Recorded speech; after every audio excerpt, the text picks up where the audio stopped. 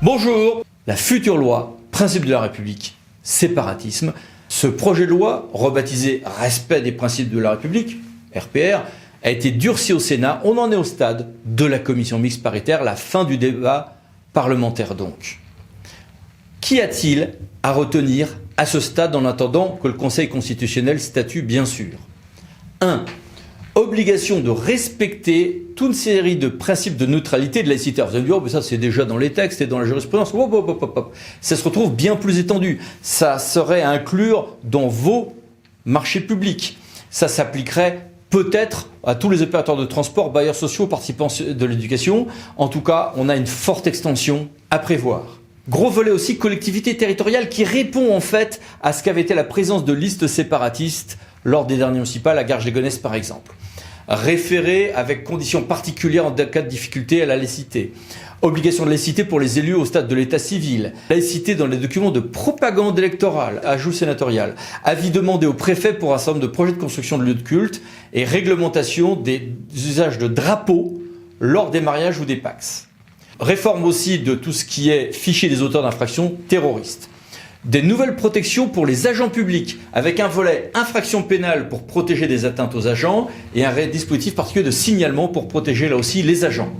Nouveauté pour les associations, avec un grand nombre de cas où il faudrait signer des contrats d'engagement républicain, la possibilité de récupérer des subventions données à des structures, etc. Fonds de dotation et mécénat. L'idée, c'est de suivre l'argent et d'imposer une plus grande transparence sur les flux financiers. Volet aussi sur la dignité de la personne humaine, héritier, réservataire, polygamie, certificat de virginité, mariage forcé. Beaucoup disent qu'il n'y a pas grand-chose de neuf. En fait, notamment dans l'état où est aujourd'hui le texte, il y a pas mal de nouveautés. Attendons de voir le texte définitif. Haine en ligne. Après le flop de la loi dite Avia, il y a un retour, si vous voulez, d'un certain nombre de réformes sur ce point, sur les sites miroirs, sur la protection des agents, des élus, sur la diffamation d'informations privatifs concernant des personnes, et puis des ajustements, puisqu'un certain nombre de sites internet et de réseaux sociaux ont des avantages de la loi sur la presse sans avoir les obligations de la loi sur la presse, donc il y aurait des ajustements sur ce point. Un volet sur l'éducation avec un régime de scolarisation à domicile sur autorisation et non pas simple déclaration, et un nouveau cadre plus strict pour tout ce qui est établissement privé hors contrat, et quelques ajustements également sur les fédérations sportives. Plus grande transparence interne pour tout ce qui est lieu de culte et associations cultuelles. L'idée, c'est d'éviter la mainmise des États étrangers. Et puis un toilettage pénal et police des cultes. Ouf, gros volet donc. Sur tout ceci, nous avons voulu interroger un maire et un cadre territorial. Bonjour à tous les deux. Bonjour à tous. Bonjour à tous. Commençons par vous, monsieur le maire. Votre commune compte 1600 élèves.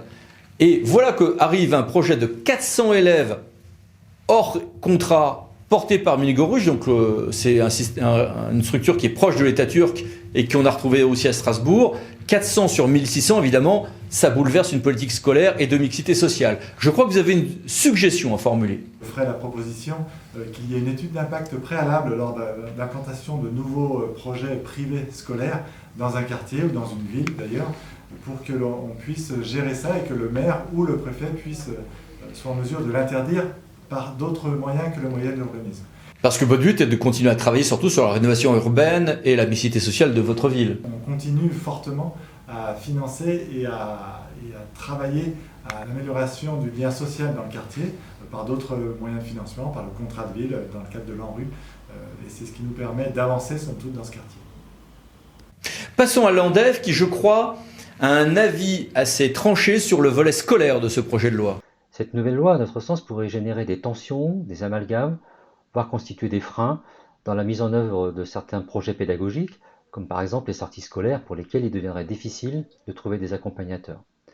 Agir au quotidien par l'éducation, accompagner les enfants et les jeunes vers leur propre liberté de penser nous paraît être un levier plus efficient, en appui, encore une fois, sur une loi de 1905 retoilettée dans l'air de son temps.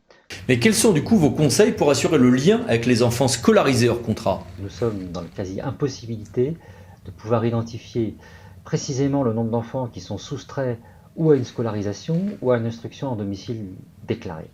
De fait, le risque de désocialisation de certains enfants est réel, avec impossibilité d'appréhender d'autres visions que celles de leurs propres parents. Seules des coopérations fortes, conventionnées, entre les services de l'État, la préfecture, l'ADSDEL, la CAF, les collectivités, permettraient une identification claire et précise de ces situations pour au final exercer des rappels à la loi. Aussi, l'ANDEV propose de simplifier le contrôle d'instruction à domicile, très compliqué à mettre en œuvre aujourd'hui, en faisant qu'un seul contrôle soit réalisé par l'Éducation nationale et dont les conclusions seraient notifiées au maire pour prise de connaissance. Merci beaucoup. Au revoir et Eh bien, merci à merci. tous. Et merci à tous, au revoir. À bientôt pour une nouvelle vidéo, les scènes juridiques par Lando Associés pour VK. Pensez à vous abonner. Merci, au revoir.